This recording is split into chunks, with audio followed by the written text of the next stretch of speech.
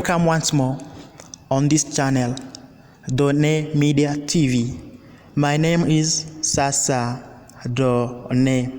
In today's session, we're going to be looking at the divided kingdom, Judah and Israel.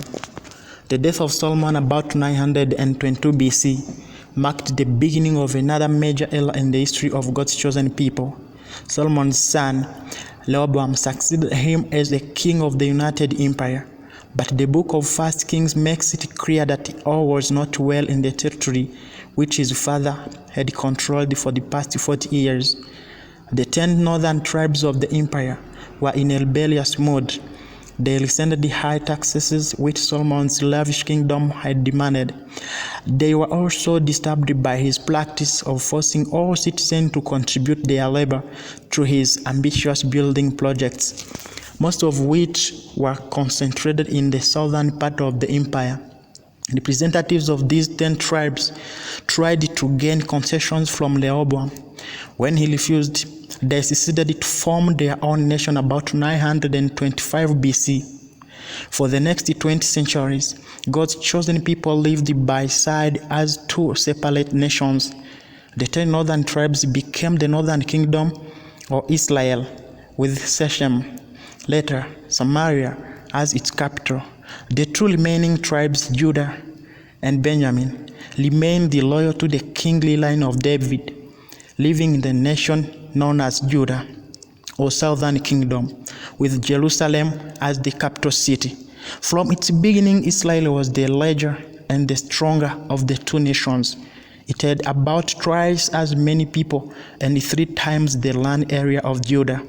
Many of ancient caravan routes connecting surrounding nations passed through Israel, making this nation an important link in the world power struggles of that day. Israel often used its strategic location as the bargaining point in its relationship with stronger nations such as Egypt and Syria. Judah enjoyed no natural advantage such as this in its interaction with surrounding nations, so it was always more vulnerable to its enemies. But it seemed to compensate for this weakness by a fierce determination to preserve the traditions of Davidic dynasty. God's promise to David and the rituals associated with worship at the Temple of Solomon became even more important to Judah during this important era in its history. During the parallel existence of these two independent nations, moral lapses and idol worship seemed to be more of a problem in the Northern Kingdom. Some of the most famous spokesmen for righteousness in the Old Testament proclaimed God's demand to the citizens of the nation of Israel. This included Elijah, who won over the prophets of Baal on Mount Carmel; Hosea, who spoke out against corruption and idolatry as the Assyrians threatened to corrupt the nation; and Amos, who carried his protest against injustice and corruption into the court of the Israelite king himself. After more than 200 years of political intrigue, corruption, and military struggle, the separate nation of Israel fell about 722 BC at the hands of the dreaded Assyrians.